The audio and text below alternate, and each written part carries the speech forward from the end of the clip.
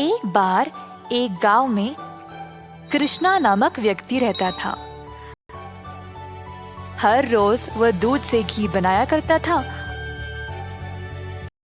और अपने गांव के बाजार में बेचता था। यही थी उसकी रोजी रोटी कमाने का जरिया।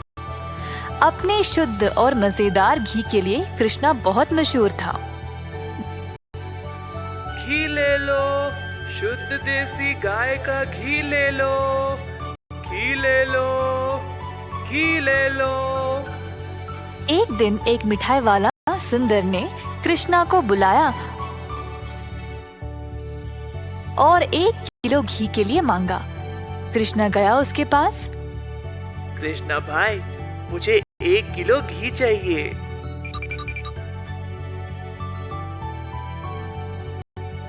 कृष्णा घी को तोलने लगा।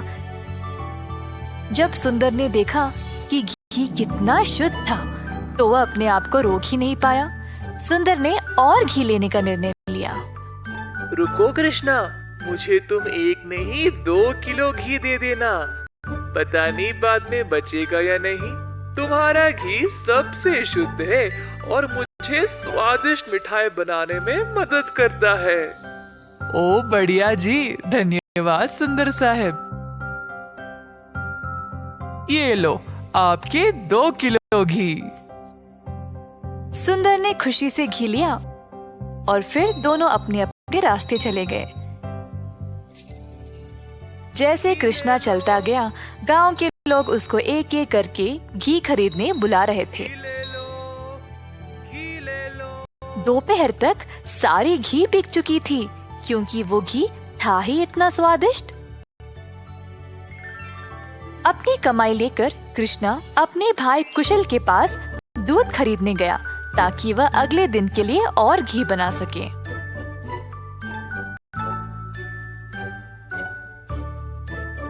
हर रोज कुशल देखता था कि उसका भाई बहुत घी बेचकर अच्छा पैसा कमा रहा था और उसका कारोबार दिन पे दिन और भी ज्यादा बढ़ने लगा। भाई, मुझे 5 लीटर दूध चाहिए घी बनाने के लिए। ओह, अभी तो मेरे पास नहीं है 5 लीटर। क्यों ना तुम शाम को आ जाओ, मैं तुम्हारे लिए बाजू में रखूंगा। कृष्णा के निकलने के बाद कुशल की पत्नी उसके लिए पानी लेके आई।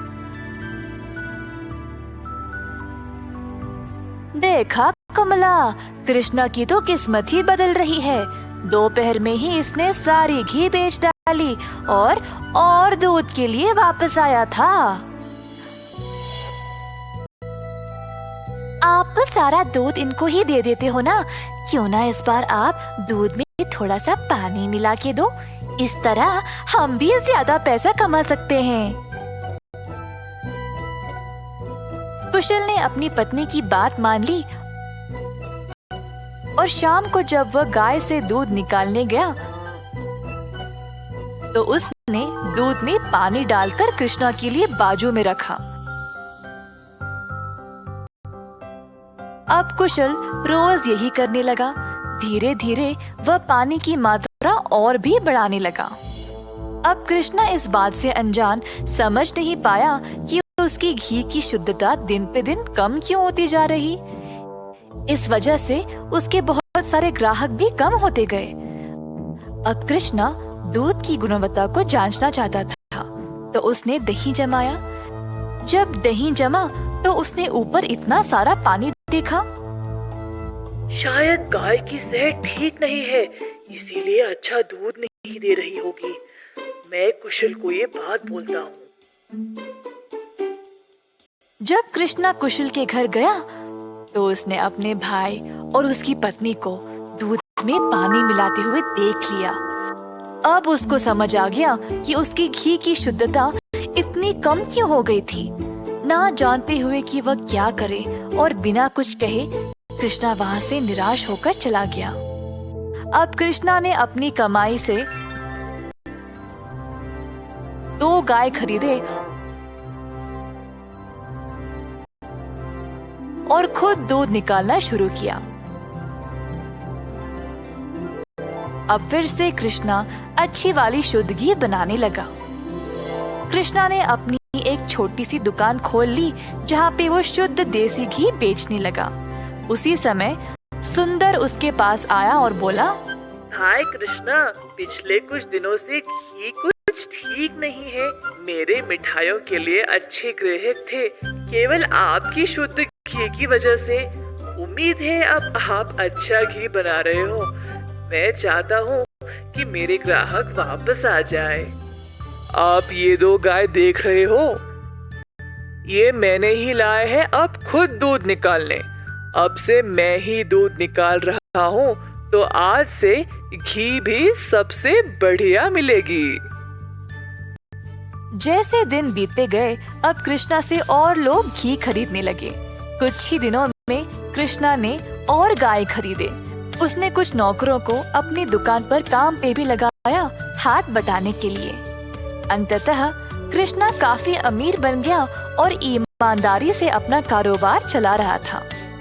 इसी दौरान कुशल, जिसने अपने ही भाई की प्रतिष्ठा को बर्बाद करने की कोशिश की, गांव में अपने मिलावटी दूध के लिए पकड़ा गया।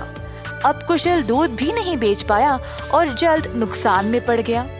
उसे समझ नहीं आया कि अब वह क्या करे। कुशल को अपनी गलती का एहसास हुआ और अपने भाई से माफी मांगने गया। उसने कृष्णा से भीख मांगी माफी के लिए और नौकरी के लिए, ताकि वह अपने कर्जों को चुका सके।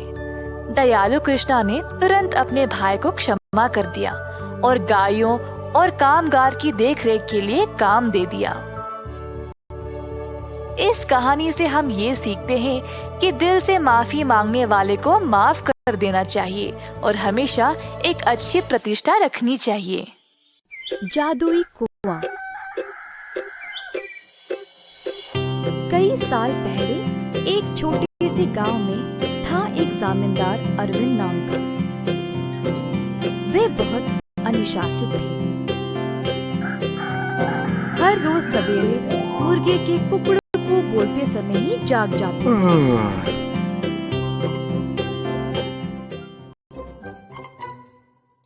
फिर अपने नौकरों को जगा के उन्हें काम पे भेजते थे।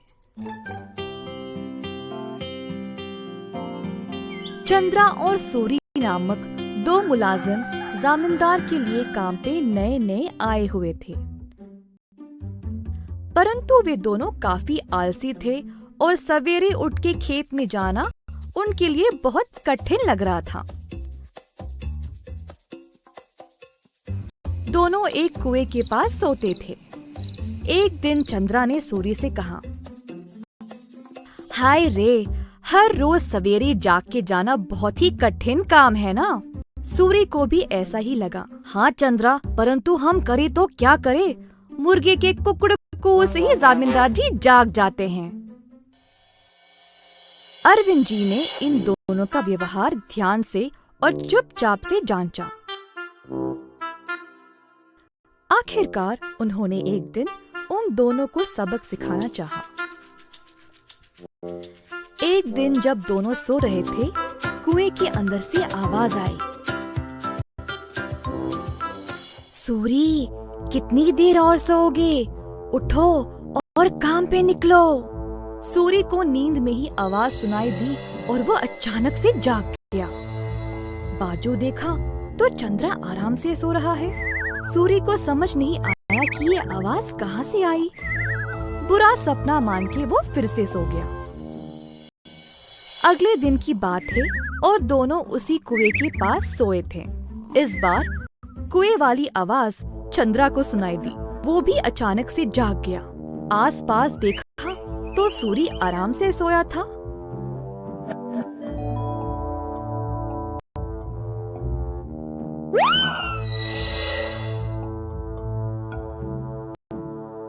कोई बुरा सपना था शायद, ऐसा सोचकर वो भी फिर से सो गया। अगले दिन जब वे दोनों फिर से वहीं पे सो रहे थे, अचानक से एक खतरनाक आवाज सुनाई दी। दोनों एक साथ जागे और डर गए, एक दूसरे को देखने लगे। भाई सूरी, आपको भी सुनाई दिया क्या? हाँ चंद्रा, मैं बहुत डर गया और ये कोई बुरा सपना भी नहीं है। ये भयानक आवाज इस कुएं से आ रही। मैं काम पे निकल रहा हूँ, तुम्हें आना तो आओ। रुको रुको, मैं भी आऊंगा। उस दिन दोनों ने बहुत मेहनत से खेत में काम किया और दोपहर में भोजन के समय जमींदार जी के पास आए। खाना खाते समय दोनों की शक्ल पे सिर्फ परेशानी लिखी हुई थी। जमींदार जी ने पूछा कि हुआ क्या। चंद्रा और सूरी ने सारी घटना सुनाई। ये सुनकर जमींदार जोर जोर से हंसने लगे। सुनो तुम दोनों, वो कोई भूत या बुरा सपना नहीं था। मैंने देखा कि तुम दोनों कुछ ज्यादा ही आलसी थे, इसीलिए तुमको सबक देना चाहा। कुएं के पास वो मैं ही था जो आवाजें निकाल रहा था। अब आई समझ। अब से ये सुस्ती छोड़ो और ठीक से काम करो। उस दिन से सूरी और चंद्रा ने अपनी आलस्य छोड़ा और खेत पर पूरी मेहनत से काम किया। अच्छे से अपनी रोजी रोटी कमाई और खुशी से जीवन बिताया। एक बार गोपी नामक एक किसान रहता था।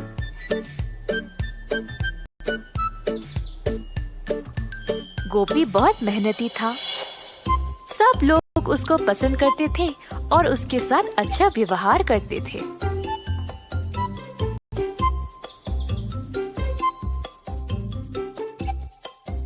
गोपी के घर के बाजू में रहता था किशोर। किशोर चाहता था कि गोपी से ज्यादा अच्छा नाम उसका हो जाए और इसके लिए उसने बहुत कोशिश की, परंतु उसको ऐसा मौका कभी नहीं मिला। एक दिन किशोर दूध बेचने के बाद अपने घर वापस आया। बाहर सीढ़ियों पर बैठा था जब उसने पेड़ पर एक आम को लटकते हुए देखा।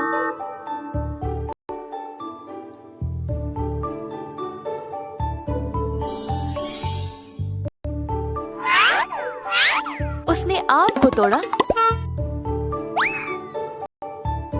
और अपने रुमाल में बंद कर दिया।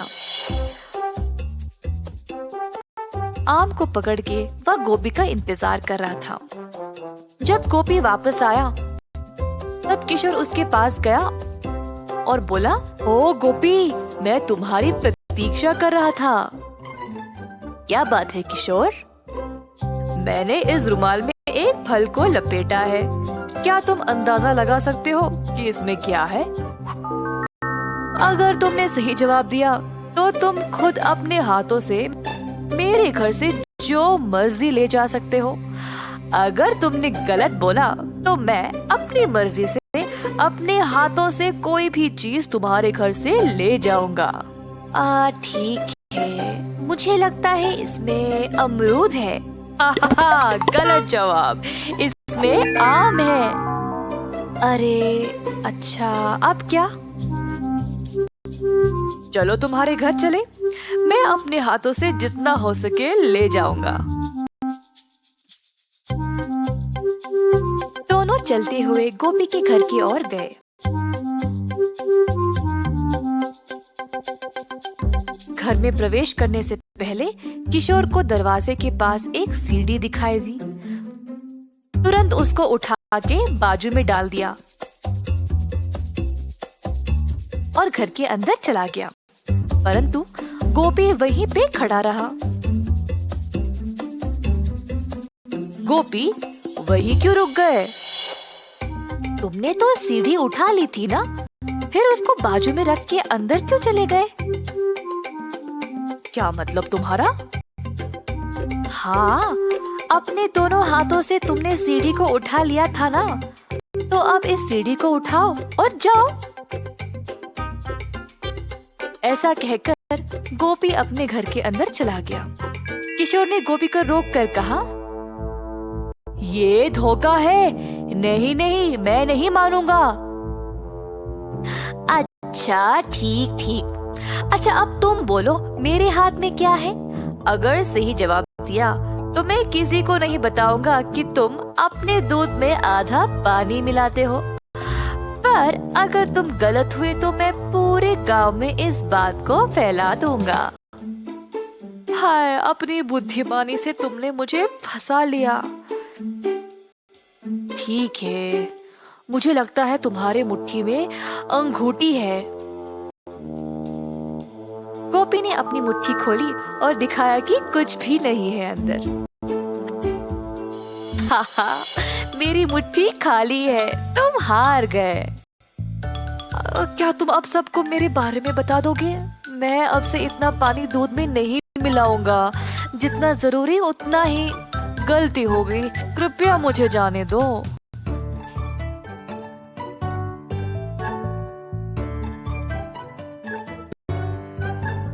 इस कहानी से हम ये सीखते हैं कि आत्म अनुशासन के बिना सफलता असंभव है।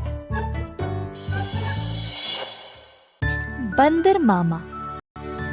एक दिन बंदर मामा गहरी नींद में सोया था जब एक मीठी सुगंध ने उसे जगाया।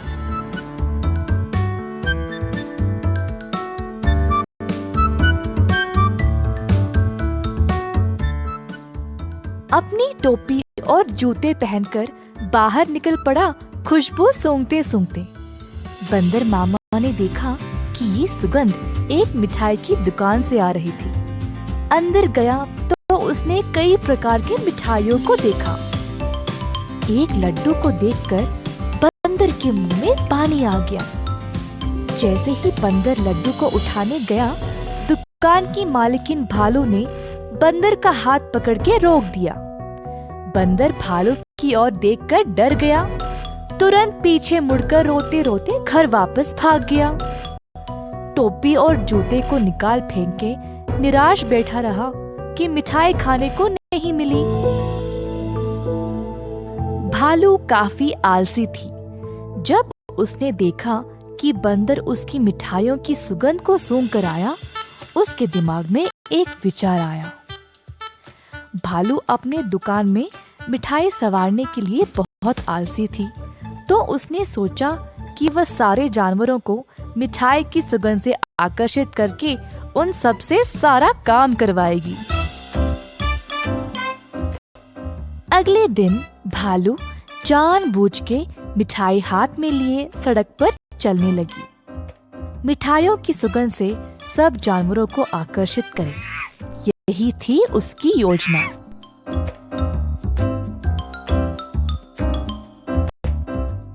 खुशबू फिर से बंदर मामा तक पहुंच गई। इस बार बंदर मामा से रहा नहीं गया और उनका जी ललचाया। वह किसी भी हालत में मिठाई खाना चाहता था। बंदर मामा चुपके से दुकान के बाजू वाले पेड़ पर लटकने लगा। जब भालू देख नहीं रही थी, तब बंदर मामा ने लड्डू उठाया और झट से मुंह में डाला। परंतु लड्डू गरम गरम था और बंदर मामा का मुंह ही जल गया। बंदर मामा को बहुत गुस्सा था। जल्दी घर भागा और पानी पी लिया। फिर से अपनी टोपी और जूते निकाल फेंक के रोने लगा। एक छोटा चूहा खिड़की से अंदर आकर बंदर मामा से पूछा कि हुआ क्या। बंदर ने सारी घटना चूहे को सुनाई।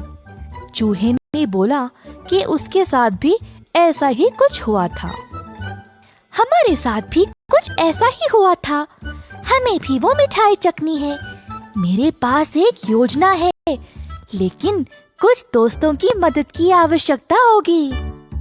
चूहा जल्दी से गया और कुछ दोस्तों को लेकर बंदर मामा के घर वापस आया। चूहे की योजना के अनुसार सारे जानवर दुकान के खुलने से पहले ही वहां पहुंच गए। दुकान के पीछे के रास्ते से एक सुराख बनाया और अंदर घुस गए। एक बंदर सारे मिठाइयों को देखकर ललचा गया। जोश में आकर कूदने लगा और नाचते नाचते केक के मिश्रण में गिर पड़ा। एक और बंदर एक बड़े से बाल्टी में झांका, ये सोचकर कि अंदर मिठाई होंगे, और फिसल के उसी के अंदर गिर गया। तीसरे बंदर ने एक बड़ी गोल सी थाली पर लड्डू देखा, थाली की ओर दौड़ा और लड्डू खाने की कोशिश की, परंतु थाली गोल गोल घूमने लगी। बंदर लड्डू के पीछे भागता रहा और थाली रुकने का नाम ही नहीं ले रही थी। इसी दौरान भालू दुकान पर आ पहुंची।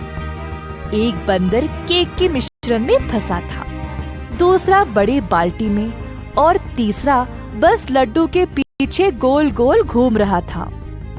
ये सब देखकर भालू आश्चर्यचकित रह गई और सोची कि ये बंदर यहाँ चोरी करने आए हैं। जल्दी से एक छड़ी उठाई और बंदरों को मारने ही वाली थी, जब एक बंदर ने बोला, हम यहाँ चोरी करने नहीं आए हैं, हम केवल आपकी मिठाई को चखना चाहते थे।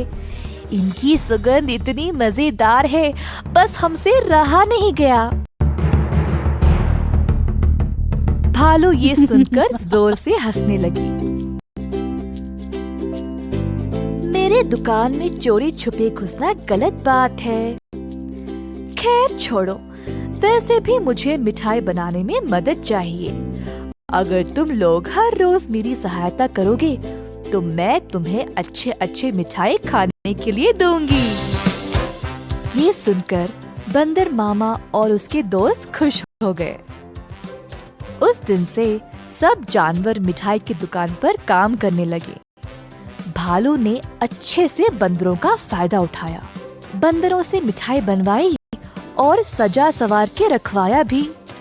मिठाई बेचने का काम भी बंदरों को ही दे दिया और भालू सिर्फ बैठ के मजे ले रही थी। भालू का पति ये सब देख रहा था।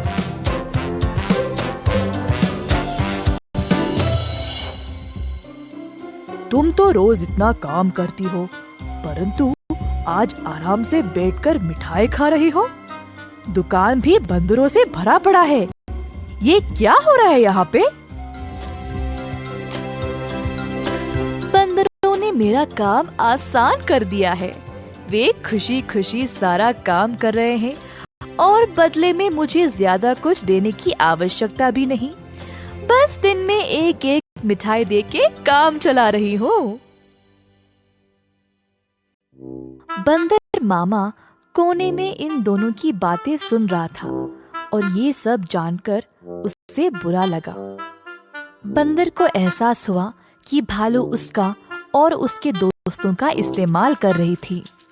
बंदर मामा आगे आया और बोला, भालू जी, हमें आपकी मिठाई बहुत ही ज्यादा पसंद है, परंतु आप हमारी इस कमजोरी का फायदा नहीं उठा सकती। ऐसे स्वार्थी बनके किसी को इस्तेमाल करना गलत बात है। आपको दिखता नहीं हम सब यहाँ कितना मेहनत कर रहे हैं। अंत में भालू को अपनी गलती का एहसास हुआ और सुधार लाना चाहा।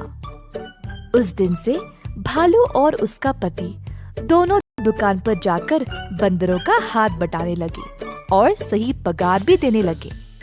बंदर मामा खुश था कि भालू ने उसकी बात मानी और अपने व्यवहार को बदल डाला।